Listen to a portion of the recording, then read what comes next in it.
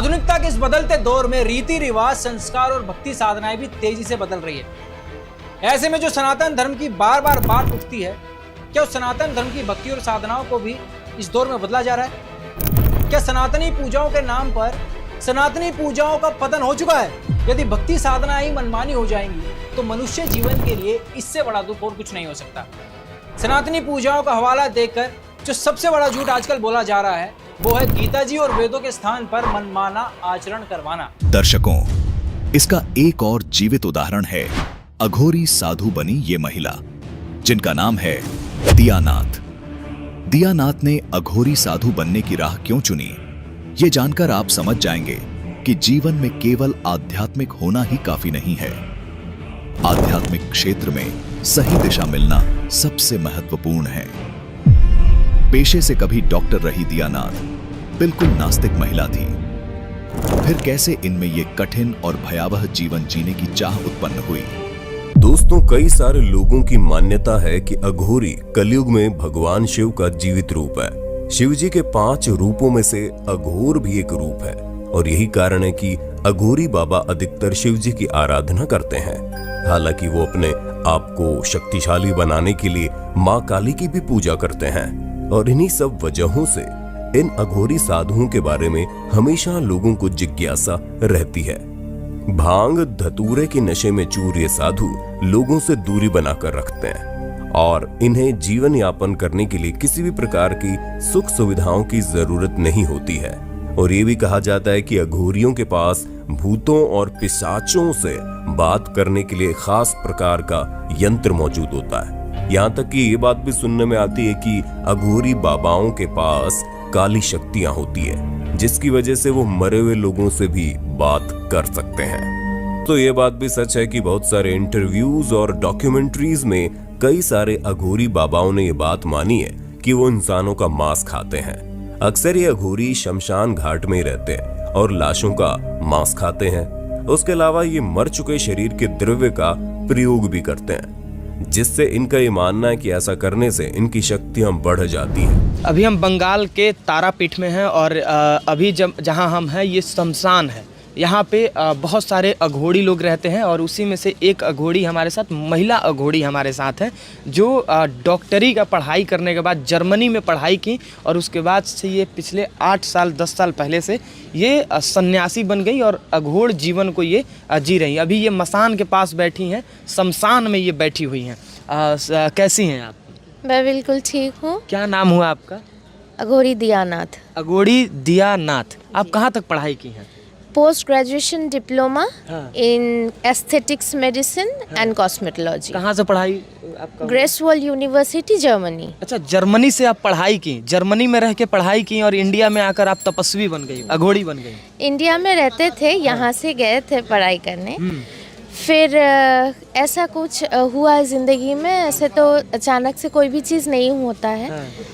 होता था मुझे पहले से ही बहुत सारा चीज़, ऐसे जैसे कॉस्मोस में ऐसा बहुत चीज़ है जिसके बारे में स्पिरिचुअली हम लोगों को उसका प्रश्न का उत्तर नहीं मिल पाया। 8 से 10 वर्ष पहले मतलब अघोरी बनी थी, तपस्वी बनी थी। आप जर्मनी से पढ़ाई की है, आपके पास आईफोन है, एकदम मॉडर्न युग में भी आप हैं, आप अघोरी रहते हुए भी आप आईफोन चला रही हैं। अघोरी बनने के बाद से आप मतलब कैसा फील होता है? और पहले ऐसा क्या था? जरूर कुछ ना कुछ ऐसा घटना तो जरूर ही घटा होगा आपके जीवन में जिससे आप एक तपस्वी बन गई, शमशान में आके रह रही हैं। देखिए, हमने बहुत सारी दिशा देखे हैं स्पिरिचुअलिटी में, जिसमें बहुत सारे अपने अपने घराना होता है, उन लोगों का अलग मार्गदर्शन होता है। लेकिन ये जगह है ना जहाँ पे इंसान को आखिर में आना है और ये आखिर के कुछ पल हमने जिंदा रह के हमने भोग चुके हैं ज़िंदगी में। मेरा बहुत बड़ा एक्सीडेंट हुआ था, कार एक्सीडेंट। अच्छा। और उसमें पहले मुझे हम बता दें एक बात, मुझे किसी चीज़ पे विश्वास नहीं था।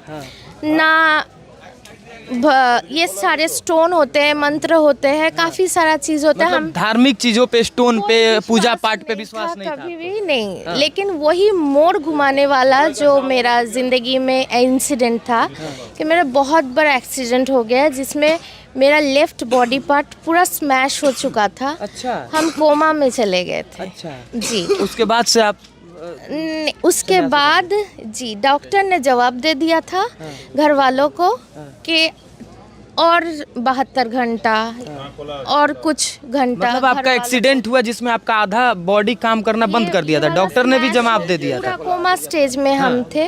फिर ठीक कैसे हुआ? अभी मेरे बॉडी में पूरा 27 मेजर ऑपरेशन है। अच्छा, 27 ऑपरेशन हुआ था उसके बाद? जी अभी स्वस्थ हैं आप? बहुत बढ़िया से। और तभी जिस वक्त ये हुआ है कोमा स्टेज से मैं जब लौटने की कोई उम्मीद ही नहीं थी, उसी बेड में मुझे नर्सिंग होम में एक दिन लगा कि मुझे कोई अपने हथेली पे रख के निकाल के लेके जा रहा है।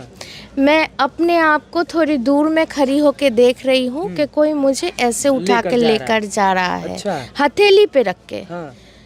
और उसी वक्त आरएमओ घुसा, केबिन में मैं थी जैसे कोमा पेशेंट, और तुरंत वो जाके मैं देख रही हूँ आरएमओ ये देख रहा है बॉडी के पास आके कि मेरा मॉनिटर पूरा ब्लैंक हो चुका था।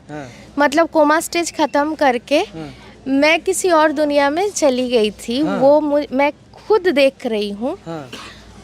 तुरंत जब लगा कि मैं उसके हथेली से गिर गई और मैं बहुत कोशिश कर रही हूँ लेकिन मैं अपने ही अंदर नहीं जा पा रही हूँ। वो अभी तक मेरे रोंगटे खड़े हो रहे हैं कि कुछ देर बाद मुझे लगा कि मैं बहुत कोशिश करने के बाद कुछ मकसद से फिर से वापस आई हूँ क्योंकि आउट ऑफ द बॉडी मुझे एक्सपीरियंस हो चुका है। मतलब आपको लगा कि मेरा शरीर ही, मेरे अंदर का चीज़ ही हमसे दूर हो गया? मैं खुद को खुद दूर से डिस्टेंस से देख रही थी। दर्शकों, दिया क्योंकि आउट ऑफ आपको गहराई से सोचने पर मजबूर कर दिया होगा कि आखिर एक सुशिक्षित महिला होने के बावजूद इन्होंने अघोरी बनने के बारे में कैसे सोच लिया।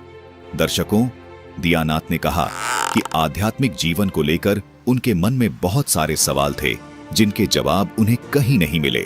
बहुत सारा चीज़ ऐसे जैसे कॉस्मोस में ऐसा बहुत चीज़ है जिसके बारे में स्पिरिचुअली हम लोगों को उसका प्रश्न का उत्तर नहीं मिल पाया। यानी जिन धर्म गुरुओं के पास दियानाथ गई वो इनके आध्यात्मिक सवालों के जवाब नहीं दे पाए। उनको बिल्कुल ऐसे ही धर्मगुरु मिले जो कहते हैं कि आत्मा एक बुलबुले की तरह होती है जो शरीर छूटने के बाद प्रकृति में घुल जाती है, जिसका कोई अस्तित्व नहीं रह जाता।